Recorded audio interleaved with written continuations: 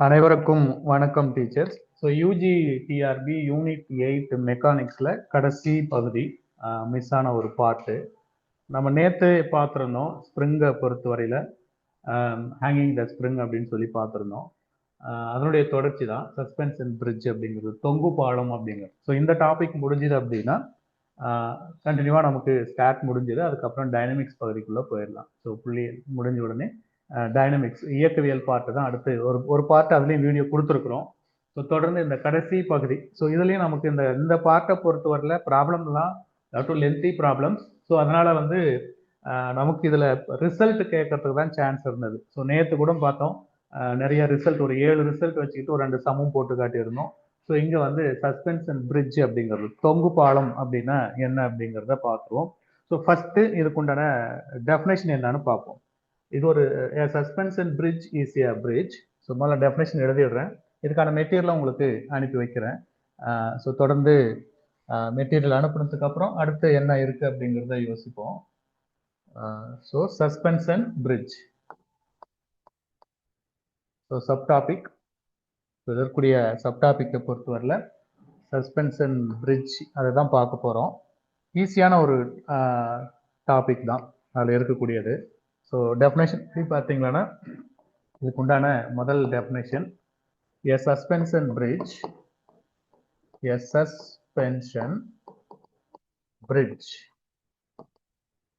not necessary but நமக்கு தேவை. is a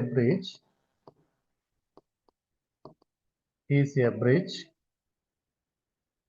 and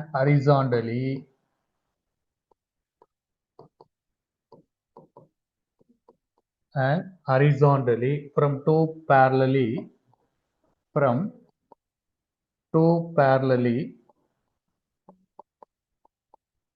hanging cables by means of vertical string at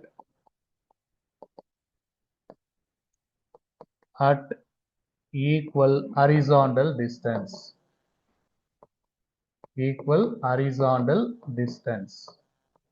ஒரு சின்ன definition தான். அவங்க என்ன சொல்லியிருக்காங்க பாருங்க, a suspension bridge is a bridge. அது எப்படி இருக்கு? horizontally from two parallelly hanging cables, ரெண்டு ஹரிசாண்டல் கேபிளால கனெக்ட் ஆயிருக்கு, வெர்டிக்கல் ஸ்ட்ரிங்கால ஈக்குவல் ஹரிசாண்டல் டிஸ்டன்ஸ்ல இருக்கணும் அப்படின்னு சொல்லியிருக்காங்க. ஸோ இதுக்கு ஒரு டயக்ராம்ல பார்த்தா ஈஸியா அப்படின்னு நினைக்கிறேன். இந்த டயக்ராம் பாருங்க, ஒரு டயக்ராம். இந்த டயக்ராம் இருந்து இந்த தொங்கு பாலம் எப்படி இருக்கு அப்படிங்கிறத பார்ப்போம். ஸோ இப்போ பார்த்தீங்கன்னா ஆக்சுவலி தொங்கு பாலங்கிறது ரெண்டு ஒரு ஸ்ட்ரிங் மாதிரி இப்படி வச்சுக்கிறோம். இதில் இப்படி பேரல நம்ம இது பார்த்துருவோம், பரவளையம், பேரபிளா, அந்த ஷேப்பில் தான் இந்த இதை நம்ம கனெக்ட் பண்ணி ஏபி அப்படிங்கிறது இந்த ரெண்டு பாயிண்ட்ல இருந்து ஒரு கேபிளை எப்படி தொங்க விடுறோம். சரிங்களா? அப்படி இந்த கேபிளை இப்படி தொங்க விடும்போது அது பேரபிளா ஷேப்ல இருக்கு. அதே மாதிரி வந்து பார்த்தீங்கன்னா இந்த ரெண்டு பாயிண்ட்ல இருந்தும் இன்னொரு கேபிள் இப்படி வைக்கிறோம். ரைட்டுங்களா? இதை இப்படி தொங்க விட்டாலும் இதுவும் அதே போல தான் இருக்கும், ஒரு பேரபிளா ஷேப்ல. இந்த பாயிண்ட்டை சி, இந்த பாயிண்ட்டை டி அப்படின்னு எடுத்துக்கிறோம். சரிங்களா? இதுதான் வந்து பார்த்தீங்கன்னா நமக்கு இந்த பாலம், நிறைய தொங்கு பாலம் அப்படிங்கிறது இந்த ஷேப் மட்டும். ரைட்? இதை கிளியரா பார்த்து வச்சுக்காங்க. இது வந்து வேற ஒரு கலர்ல போட்டுக்கலாமா?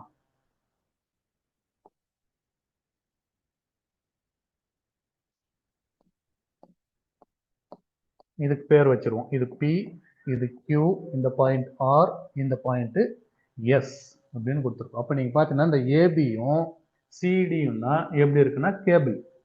இந்த டயக்ராமை பொறுத்தவரையில் AB comma CD are the cables are the அப்படியே டயக்ராம்ல அப்படியே கனெக்ட் பண்ணி பார்த்துக்கணும். அப்போ எழுதுற பாயிண்ட்ஸ் எல்லாம் அங்கே மேட்ச் ஆகலான்னு பாருங்க. AB CD are the cable and PQRS, அது எங்க இருக்குன்னு பார்த்துக்காங்க. PQRS is the horizontal bridge,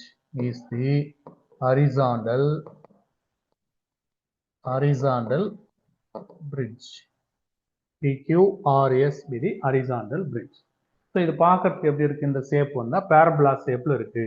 அப்போ இந்த ஏபியும் சிடியும் look like a parabolic shape. So shape of the cable அப்படின்னு கேட்டாங்கன்னா ரைட். அடுத்து பாருங்க shape of the cable. Shape of the cable எப்படி இருக்கு? Look like a parabola. So அது ஒரு பரவளைய வடிவத்தில் அந்த கேபிள் இருக்கு. அவ்வளோதான். இது வந்து definition. Suspension bridge is a bridge. அவ்வளோதான். ஒரு ஹரிசாண்டல் ரெண்டு பேரலா இருக்கக்கூடிய அந்த கேபிள் கனெக்ட் பண்ணியிருக்காங்க அப்படிங்கிறத காட்டக்கூடிய ஒரு வரைபடம் தான் தொங்கு பாலம் அப்படின்னு சொல்றோம். ஸோ இதுல நமக்கு என்ன கேட்பாங்கன்னா, ப்ராப்ளம் லென்த்தியான ப்ராப்ளம் தான். கேட்கக்கூடிய ஒரே சான்ஸ் ரிசல்ட் கேட்கலாம். சம்டைம் ரேரா அந்த ரிசல்ட்டை அப்ளை பண்ணி ப்ராப்ளம் கேட்கறதுக்கு சான்ஸ் இருக்கு. ஸோ இதை இப்போதைக்கு இந்த தொங்கு பாலத்துக்கான டெஃபினேஷன் என்னங்கிறத மைண்ட்ல வச்சுக்கோங்க. நெக்ஸ்ட் நம்ம இதை தொடர்ந்து அடுத்து வந்து ஒரு புக் ஒர்க் ரிசல்ட் பார்ப்போம். ஒரு புக் ஒர்க் இதில் தான் நமக்கு டிஆர்பியில் கேள்வி கேட்கறதுக்கான சான்சஸ் அதிகமாக இருக்கக்கூடிய இடம் இதுதான்.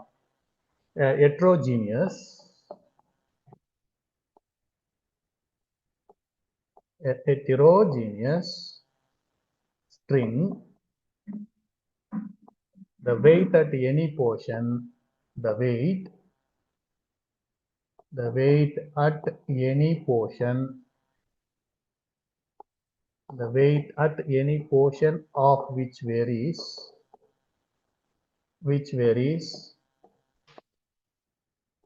as its projection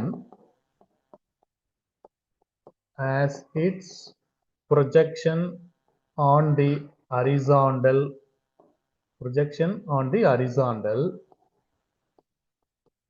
அதோட ப்ரொஜெக்ஷன் எப்படி இருக்கு? ஹரிசாண்டலா இருக்கு. hangs under the gravity, hangs under the gravity,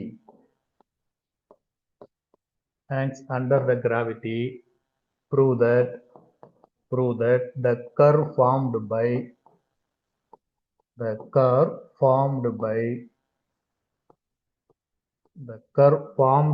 string, the curve formed by the string is a parabola. இது கேள்வி கேட்கறதுக்கான சான்ஸ் இருக்கு. அப்ப இது என்ன சொல்லியிருக்காங்க அப்படின்னா, ஹெட்ரோஜீனியஸ் ஸ்ட்ரிங் அப்படின்னு ஒரு வார்த்தையை யூஸ் பண்ணியிருக்காங்க பாருங்க. Heterogeneous string. அப்போ இது என்ன அர்த்தம்? ஒரு ஸ்ட்ரிங் எடுத்துக்கிறாங்க, ஒரே மாதிரி இல்லாத ஒரு கயிறு, அவ்வளவுதான். ஸோ நீங்க இதை தமிழ்ல சொல்லணும் அப்படின்னா, ஒரு கயிறு எடுக்கிறோம், ஒரே மாதிரி இல்லாத ஒரே மாதிரி, சும்மா டெஃபினேஷன் மட்டும் அந்த புக் ஒர்க் மட்டும் தமிழ் எழுதிப்போம். இல்லாத, இதுதான் நம்ம என்ன சொல்றோம்? ஹெட்ரோஜீனியஸ். ஒரே மாதிரி இல்லாத கயிறு, அதன் எடையின் பகுதி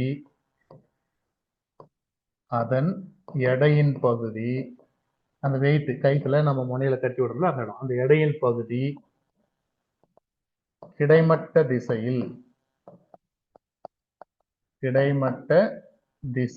அதன் எடையின் பகுதி கிடைமட்ட திசையில், அப்படிதான் கொடுத்திருக்காங்க. The weight at any portion of varies its projection on its horizontal angle. கிடைமட்ட திசையில் உள்ள நீளத்திற்கு ஏற்ப, கிடைமட்ட திசையில் உள்ள நீளத்திற்கு ஏற்ப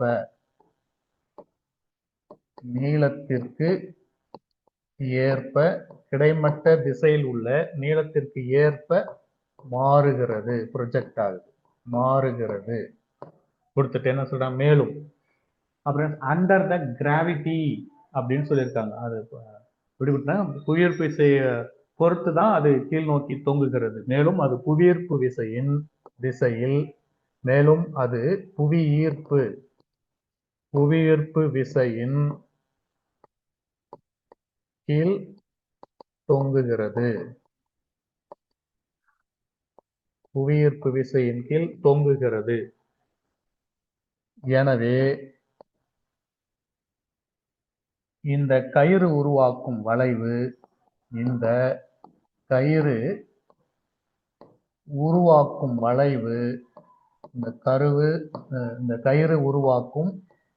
வளைவு என்னவா இருக்கு? பரவளையம் ஆகும். பரவளையம் ஆகும். அவ்வளவுதாங்க இந்த ரிசல்ட்ல சொல்லியிருக்கக்கூடிய முக்கியமான கான்செப்ட். ஸோ நமக்கு இது ஒரு இதே இதை கொடுத்துட்டு கூட ஒரு ஹெட்ரோஜீனியஸ் ஸ்ட்ரிங் இருக்கு. அந்த வெயிட் வந்து எப்படி இருக்குன்னு சொன்னா அந்த கிடைமட்ட திசையில இருக்கு. அந்த கிடைமட்ட திசைக்கு ஏற்ப அந்த நீளம் மாறுகிறது, புவியீர்ப்பு விசையின் கீழ் தொங்குகிறது. அப்ப அந்த கயிறு உருவாக்கக்கூடிய அந்த வளைவு என்னவா இருக்கும் அப்படின்னு ஒரு டிஆர்பி கொஸ்டின் வருது அப்படின்னு சொன்னா அது எப்படி இருக்கு? பரவளையம், பேரபுலா அப்படின்னு சொல்லிடலாம். ஸோ சிம்பிள் ஐடியா தான். இதை பேஸ் பண்ணி தான் கேள்வி கேட்கறதுக்கான சான்சஸ் இருக்கு. ஃபார் எக்ஸாம்பிளுக்கு இதுதான் அந்த கேபிள்னு எடுத்துக்கலாம். ஏபி அப்படிங்கிறது கேபிள். ஸோ இது ஆக்சிஸ் அப்படியே ஃபிட் பண்ணிட்டீங்கன்னா இது எக்ஸ் ஆக்சிஸ், இது ஒய் ஆக்சிஸ். ரைட்டுங்களா? X axis, Y axis. இப்போ நம்ம என்ன செய்யறோம்னா இந்த ஆரிஜின்ல இருந்து இந்த கருப்பு மேல இங்க ஏதாவது ஒரு பாயிண்ட் ஃபிக்ஸ் பண்ண போறோம். இந்த பாயிண்ட் பி, இதோட இது வந்து எக்ஸ் கமா ஒய் தூரத்துல இருக்கு. அப்போ இது வழியா நம்ம ஒரு டேன்ஜென்ட் வரைகிறோம். இது வழியா அப்படி ஒரு டேன்ஜென்ட் போடுறோம்.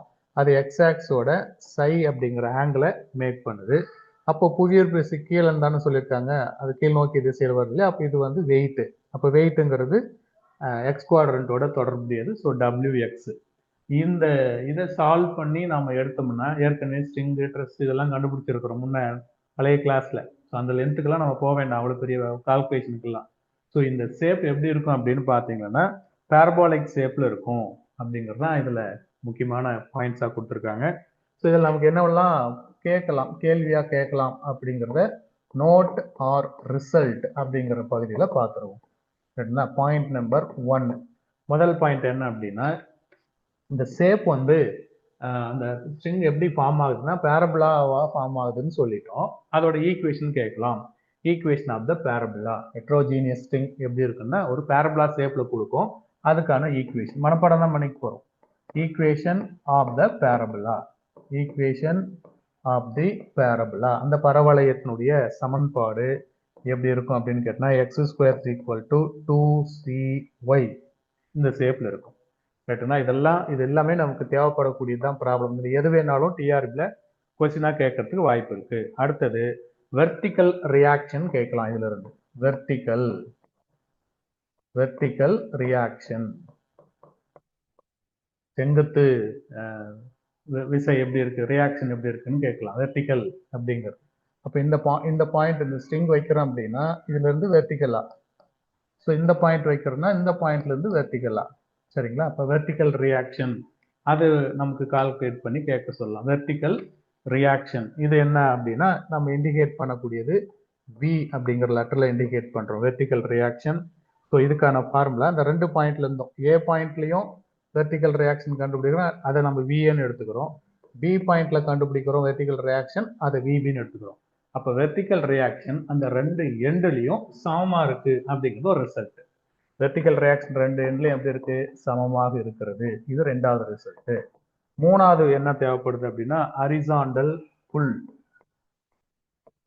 ஹரிசாண்டல் புல் இது கேட்கறதுக்கு சான்ஸ் இருக்கு. ஹரிசாண்டல் புல்னா வேற ஒண்ணும் கிடையாது. புல் மீன்ஸ் டென்ஷன், டென்ஷன் இழுவிசை அப்படின்னு சொன்னோம் இல்லையா நேற்று, அதுதான் கிடைமட்ட இழுவிசை. ஹரிசாண்டல்னா கிடைமட்டம், அப்ப கிடைமட்ட இழுவிசை.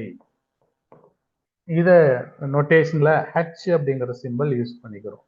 ஸோ ஹெச்ங்கிறது ஹரிசாண்டல் புல். அதுக்கான ஃபார்முலா WL², ஃபார்முலா தெரிஞ்சா போதுமான, இன்டு 8YC. இதுதான் ஃபார்முலா.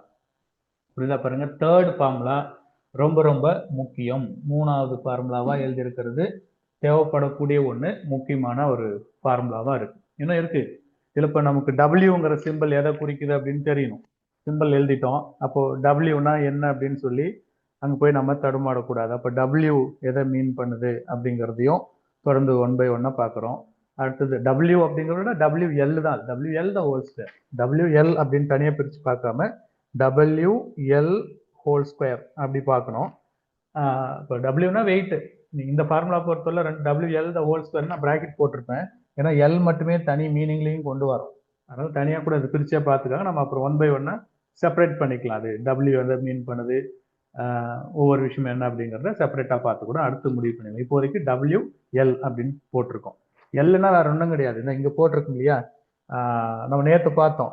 இந்த ஏவும் பியும் இப்படி கரெக்டா இந்த இடத்துல நம்ம ஏ பாயிண்ட் போட்டிருந்தோம், இந்த பாயிண்ட் பி போட்டு ரெண்டும் ஹரிசாண்டலா இருந்தது அப்படின்னா இதை ஸ்பேன் அப்படின்னு சொல்லிடணும். அந்த ஸ்பேனை தான் இங்க எல் அப்படின்னு இண்டிகேட் பண்றோம். ஸ்பேனை தான் எல் அப்படின்னு இண்டிகேட் பண்றோம். ரைட், பார்ப்போம் அது 1 by 1. சப்போஸ் 3 ஃபார்முலா வந்திருக்குங்களா, 4வது ஃபார்முலாவுக்கு போவோம். அடுத்தது ஃபார்முலா நம்பர் 4. 4வது ஃபார்முலா என்ன அப்படின்னு பார்த்தீங்கன்னா மேக்சிமம் புல். மேக்சிமம் புல் இதுவும் கேட்கலாம். மேக்சிமம் புல் அப்படின்னு கேட்கலாம். ரைட்டுங்களா, மேக்சிமம் புல் இதை வந்து நம்ம டி மேக்ஸ் அந்த சிம்பிள்ல இண்டிகேட் பண்ணிக்கிறோம். T max is equal to இதுக்கான formula root of h square plus v square. Root of h square plus v square. ஹெச்ங்கிறத நம்ம சொல்லிட்டோம். ஹெச்னா ஹரிசாண்டல் புல். ஹெச்ங்கிறது ஹரிசாண்டல் புல் அப்படின்னு பார்த்தோம். இந்த v அப்படிங்கிறதும் சொல்லிட்டோம், வெர்டிக்கல் ரியாக்ஷன். வெர்டிக்கல் ரியாக்ஷன் விங்கிறது வெர்டிக்கல் ரியாக்ஷன் அப்படிங்கிறத பார்த்தோம். இது 4வது ஃபார்முலா. இது எல்லாமே நம்ம முக்கியம். 5வது ஃபார்முலா வருவோம். ஃபார்முலா நம்பர் 5 என்ன, ஏரியா ஆஃப் த கேபிள். அதுவும் கேட்கறதுக்கு சான்ஸ் இருக்கு. Area of the cable. நம்ம அந்த டயக்ராம் போட்டோம் இல்லையா, அந்த டயக்ராம்ல இந்த ரெண்டு இது ஏபி ஒரு பேரபிளா மாதிரி கொடுத்தோம், சிடி ஒரு பேரபிளா மாதிரி கொடுத்துருந்தோம். ஏபியும் சிடியும் பேரபிளா அப்படின்னு கொடுத்துருந்தோம். இது இந்த பேரபிளா ஷேப்பை வச்சு தான் அடுத்தது இப்படி நம்ம அந்த கேபிள் கனெக்ட் பண்ணி கொண்டு வந்தோம். இருக்கா பாருங்க, இது ஒரு ஷேப் கொடுத்துருந்தோம். இந்த பேரபிளா வச்சுக்கிட்டோம். இங்க நம்ம இது மாதிரி ஒரு ஷேப் கொடுத்துட்டு இந்த இந்த ஏரியாவை கனெக்ட் பண்ணியிருந்தோம். இதை பாருங்க, இந்த இந்த போர்ஷன் இந்த ஏரியாவை கால்குலேட் பண்ணியிருந்தோம். சரிங்களா, அப்போ தான் area of the cable. Area of the cable. Area of the cable இதுக்கான formula stress. Stress into T max. Stress into T max அப்படின்னு வரணும். ரைட்டுங்களா, இது ஒன்னொன்னும் பார்த்து வச்சுக்காங்க.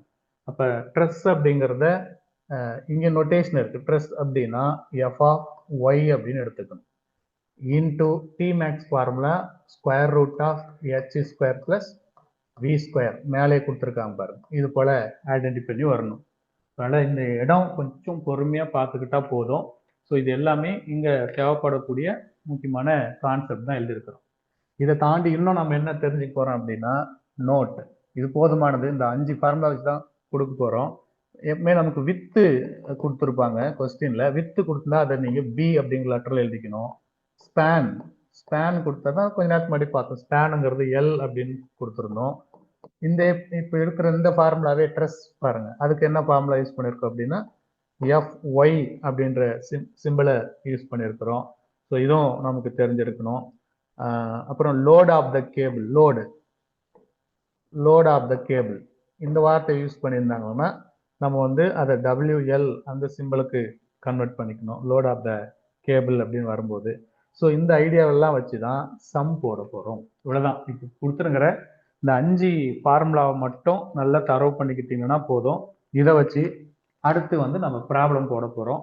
ஸோ ப்ராப்ளம் எனக்கு பொறுத்தவரையில் இது லென்த்தி ப்ராப்ளம் தான். எது கேட்டாலுமே லென்த்தி தான். ஏதாவது ஒன்று அசைன் பண்ணி அப்படி கேள்வியாக கேட்கலாம், ரொம்ப ரேர் தான். அதனால் அதை பார்த்து வச்சுக்கோங்க. ஒரு ப்ராப்ளம் இருந்தாலும் இதில் போட்டு பார்ப்போம். ஸோ ஒரே ஒரு ப்ராப்ளம் பார்க்கலாம். A footbridge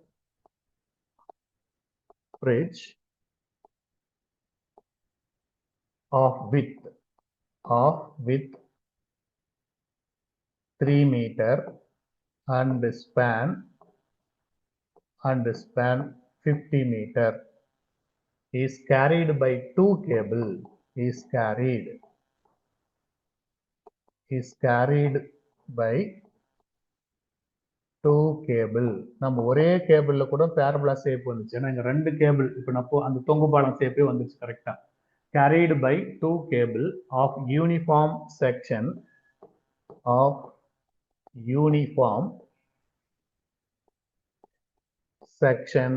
having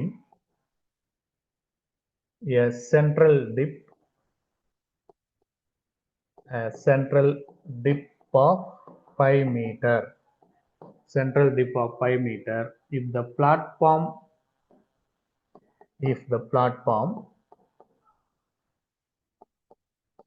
if the platform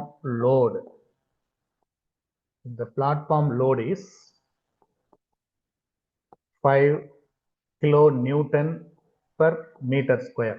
load அதிகம் நியூட்டன்ல இருக்கு 5 kilonewton per meter square கொடுத்துட்டு என்ன கேக்குறாங்க அப்படின்னா calculate the maximum pull. so tension கேக்குறாங்க maximum அந்த கேபிளுடைய இழுவிசை இந்த கேபிள் சரிங்களா கேபிளுடைய கயிற்றின் இழுவிசை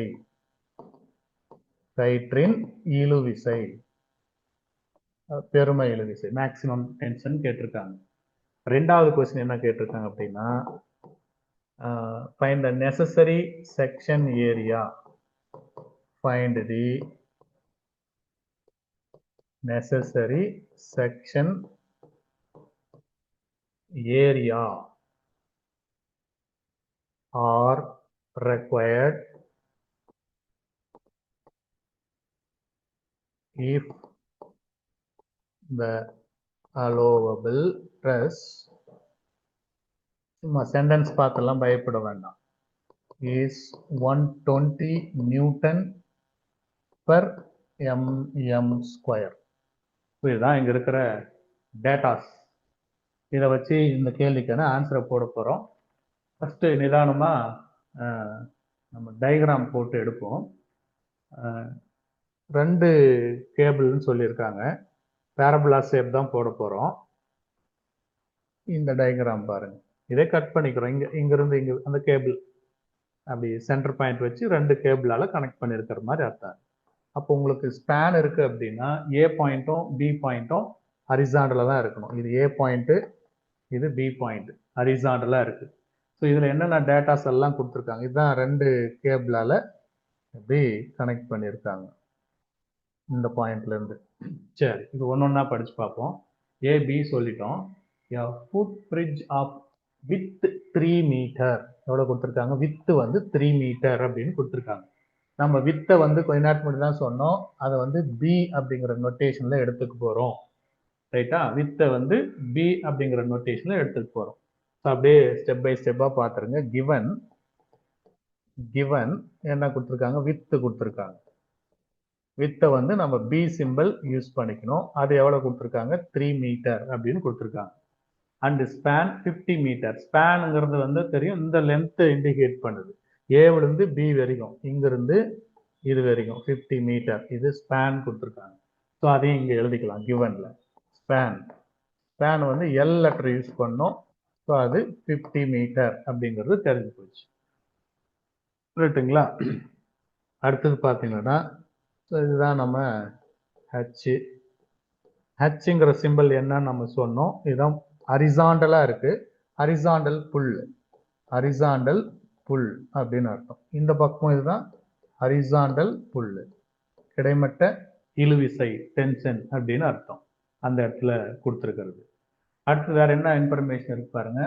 இஸ் கேரிடு பை 2 கேபிள் அப்படின்னு கொடுத்துருக்காங்க. அப்போ நம்ம ஒரு கேபிள் தான் இங்கே நான் வரைஞ்சிருக்கேன், ஸ்டிங் மாதிரி போட்டேன். இன்னொரு கேபிளாலும் இருக்காது ஆப்போசிட் டைரக்ஷன்ல.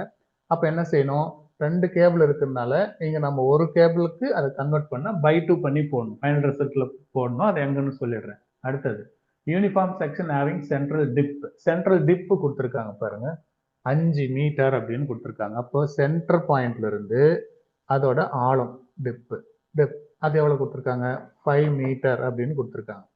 ரைட்டுங்களா. ஸோ இந்த போர்ஷனை பொறுத்த வரல 5 மீட்டர் அப்படின்னு கொடுத்துருக்காங்க. ஸோ அதையும் கால்குலேட் பண்ணி பார்த்துக்கணும்.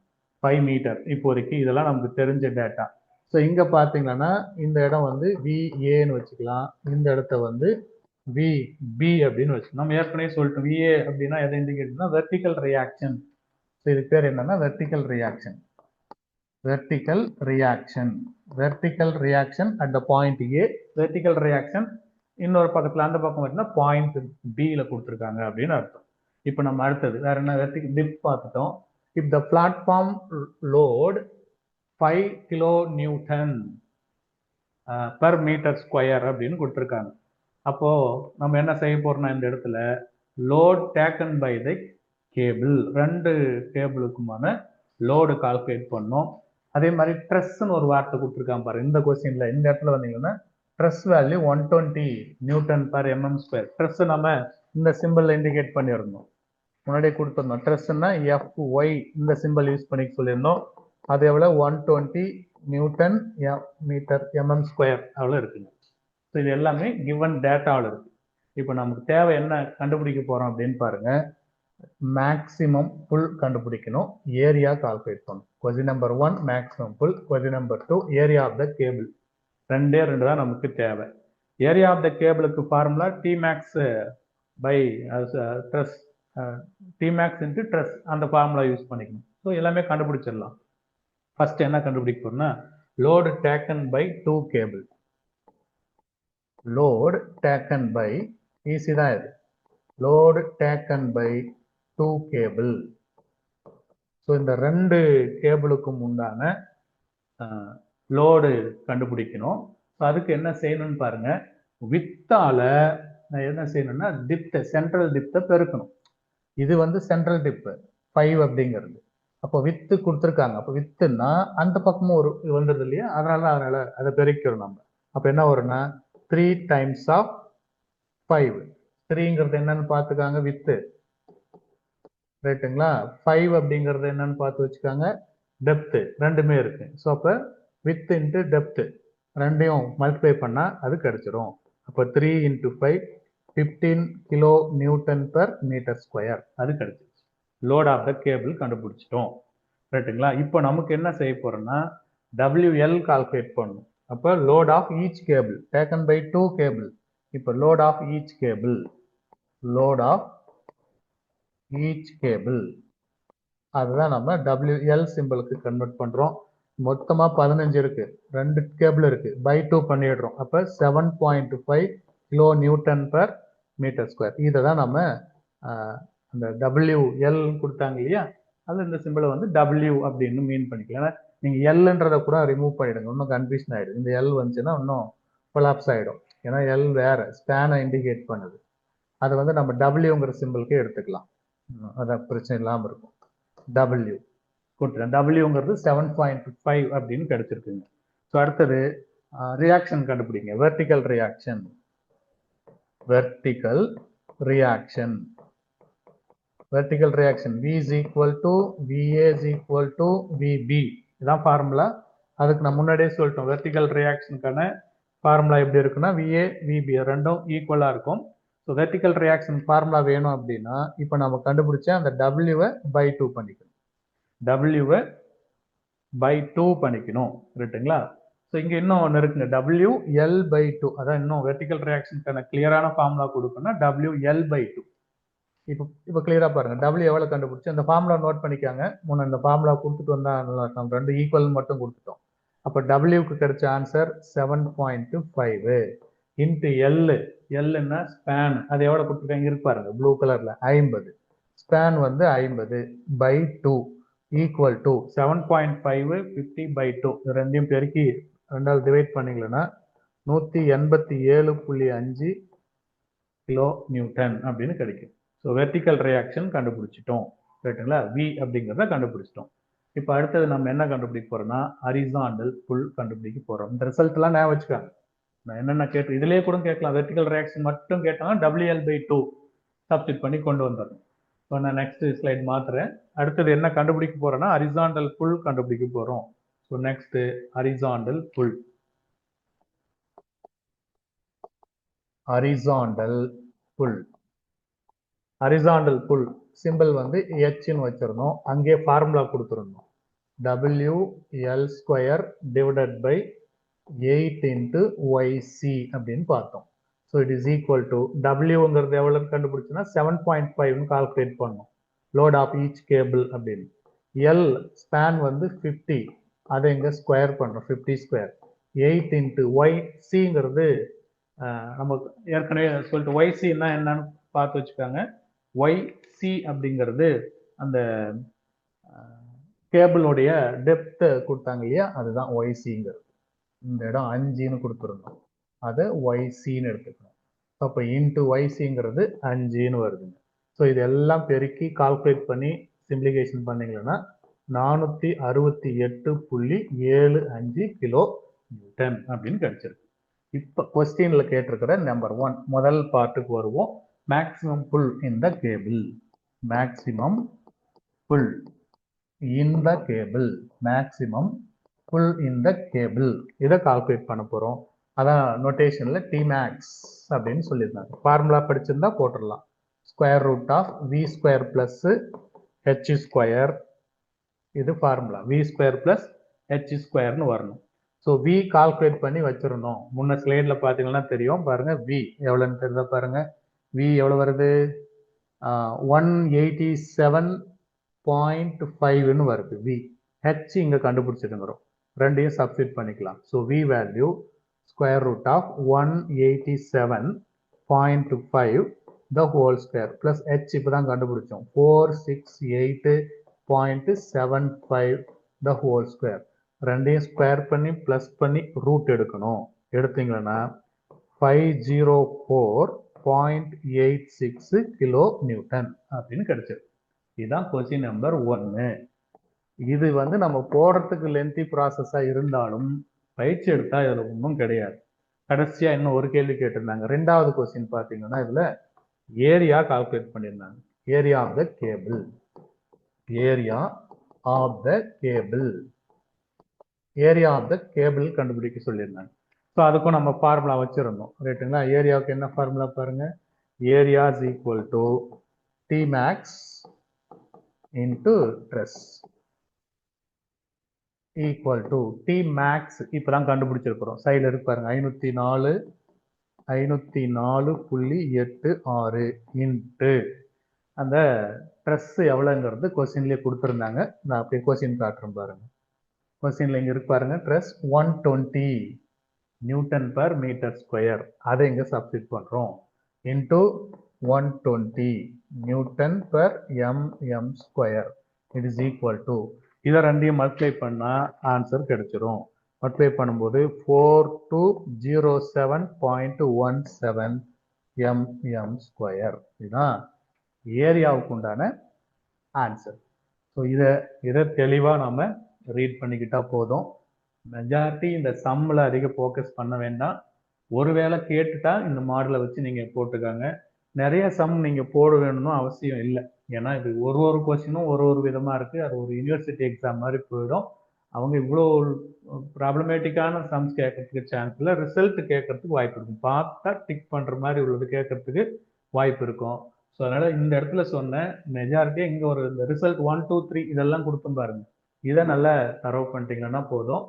ஸோ தொடர்ந்து ப்ரிப்பேர் பண்ணுங்க. இந்த பகுதி இதோட நிறைவு பெறுகிறது. ஸோ நாளைக்கு நம்ம டெஸ்ட் மீட் பண்ண போகிறோம். டெஸ்ட்டுக்கு அப்புறம் பார்த்தீங்கன்னா மறுபடியும் டைனமிக்ஸ் பார்ட்டுக்குள்ள தான் போக போகிறோம். ஸோ அடுத்து நான் உங்களுக்கு வாட்ஸ்அப்பில் குழுவில் பதிவு பண்ணுறேன். எந்த சப் டாபிக் மட்டும் படிச்சுட்டு வந்தால் போதும் அப்படிங்கிறது. டெஸ்ட்டு வந்து நாளைக்கு நடக்கும். அந்த டெஸ்ட்டு காலையில் நான் கொஸ்டின் போஸ்ட் பண்ணல. ஸோ இப்போ நான் வந்து சப் டாபிக் என்ன அப்படிங்கிறத குழுவில் ஷேர் பண்ணிடுறேன். அதுக்கப்புறம் அந்த சப் டாபிக் முழுக்க நீங்கள் நாளைக்கு படிங்க. நாளைக்கு ஈவினிங் வந்து ஒரு 6 PM வந்து கொஸ்டின் போஸ்ட் பண்ணுறேன். அதை மட்டும் நீங்கள் டெஸ்ட் எழுதிக்காங்க. இன்க்ளூடிங் இந்த ஸ்ட்ரிங்கையும் சேர்த்து இன்னைக்கு 2 நாளாக நடத்தி போஸ்ட் பண்ண அந்த பார்ட்டையும் சேர்த்து நம்ம டெஸ்ட்டுக்குள்ளே கொண்டு வர போகிறோம். ஸோ அதனால் தொடர்ந்து ப்ரிப்பேர் பண்ணிட்டே இருங்க. Wish you all the best. Thank you teachers.